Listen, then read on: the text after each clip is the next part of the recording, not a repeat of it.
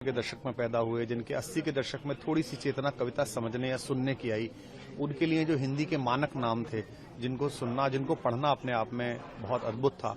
और हिंदी की कविता में या कला के क्षेत्र में साधक प्रवृत्ति जो लुप्त प्राय हो रही है, जहां एकांत में अपने कोने में सामाजिक ताने बाने से प्रचार पारंगमुख होकर लिखते पढ़ते रहना, अपनी बात कहते रहना और उसे जगत में छोड़ देना, बिना ये सोचे समझे कि इसे स्वीकृति मिलेगी नहीं मिलेगी, उस प्रक्रिया के आखिरी नामों में विनोद कुमार शुक्ल थे।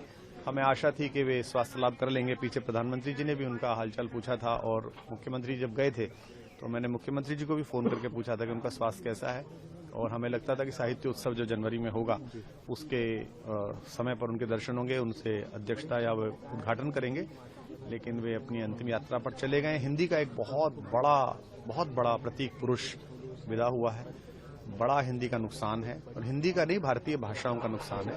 विश्व में जब भी हिंदी कविता की बात चलेगी तब जब विनोद कुमार शुक्ल याद आएंगे, जब भी कोई व्यक्ति हताश बैठेगा और उसकी तरफ कोई दूसरा व्यक्ति हताशा में हाथ बढ़ाएगा, जब भी वो हाथ बढ़ाकर चलेगा, तब विनोद कुमार शुक्ल की कविताएं हमारे साथ चलेंगी। सर, आपके साथ एक बोला था जो जब भी वो किसी कार्यक्रम में, दिल्ली के साहित्य के कार्यक्रम में आए, तो हम लोगों ने बिल्कुल विद्यार्थी की तरह पीछे बैठ के उन्हें सुना, उनको जाना, उनकी कविताओं को हमने हंस के माध्यम से, फाकी के माध्यम से, अन्य ग्रंथ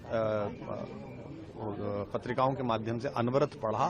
तो एक स्टार के साथ जो एक प्रशंसक का, फैन का संबंध होता है, मेरा संबंध केवल इतना रहा, कवि के रूप में नहीं। मेरा संबंध रहा कि एक पाठक जो एक अपने समय के कवि की आभा से चकाचौंध होता है, उसकी क्षमता से प्रभावित होता है। तो मेरा ऐसा ही संबंध रहा, इसलिए मेरे लिए तो एक ये निजी रूप से भी नुकसान का समय है। गर्मियों की छुट्टी होने वाली थी, मेरे पापा आने वाले थे, तो हम लोग सभी खुश थे। तो मैं बेड पे चढ़ के डांस कर रहा था, लेकिन वो पहले ही आ गए।